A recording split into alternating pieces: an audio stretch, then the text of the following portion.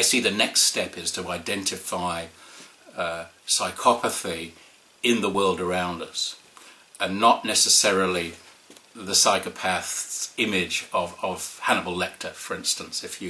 I'm sure if you type in psychopath to Google Images, you'll get pictures of Hannibal Lecter and Heath Ledger as the Joker. True psychopaths, but these are gross archetypes. In some ways easier to recognise, although shocking, than The Psychopath Next Door, a wonderful book, The Psychopath Next Door.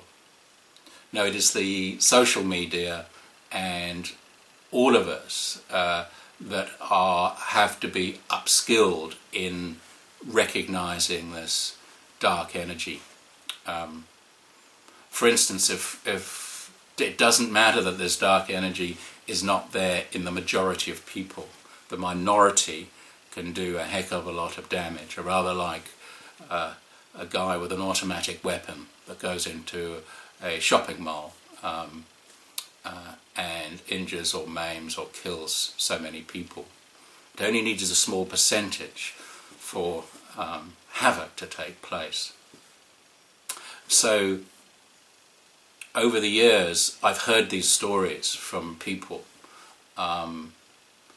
that have only really come out through patience and me allowing in my practice time for listening and a trust to develop in my home with my wife and my dog,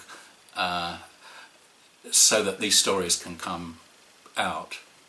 But even then I didn't fully get it until my own trauma.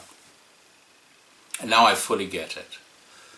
And I fully get the frustration of getting people to listen, more so to get people to do something that is going to mend and heal the souls of the folk that come to see me.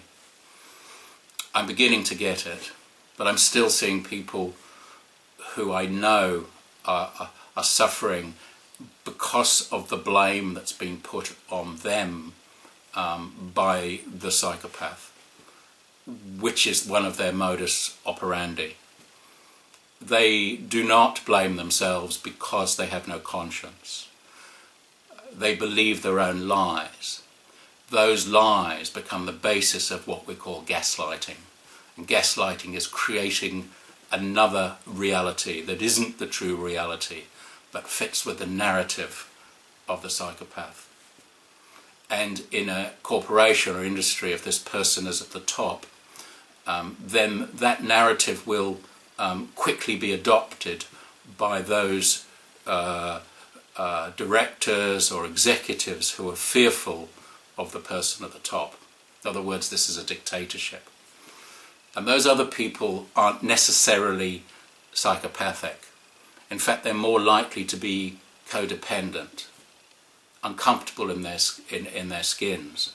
And as they enact out these lies, they themselves become uncomfortable.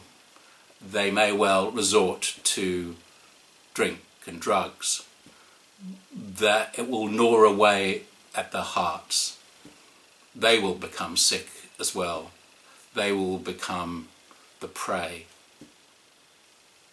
let alone all the other people lower down in the establishment and the others who should be stakeholders, the public. And this is what we're seeing on a grand scale at the moment. It is one of the reasons that Donald Trump has got as far as he has. One of this reason is that people don't trust the system anymore.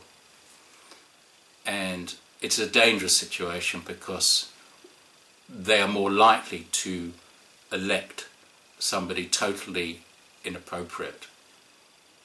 The system has failed them. They have become victims and they want change. And they still haven't got enough self-esteem to change this from within, to change the system. So this is why I'm doing this series. It's to help us all understand this, all of us together to join, to make sure that this mindset, this perverted mindset, this inhuman mindset, despite the fact that it's been in humanity for thousands of years, it is now not something that we should tolerate. And through social media, through education, through the rise of the feminine and the appreciation of the feminine, all these will mean that these people will no longer rule our lives. That's enough for today. All the very best. Bye.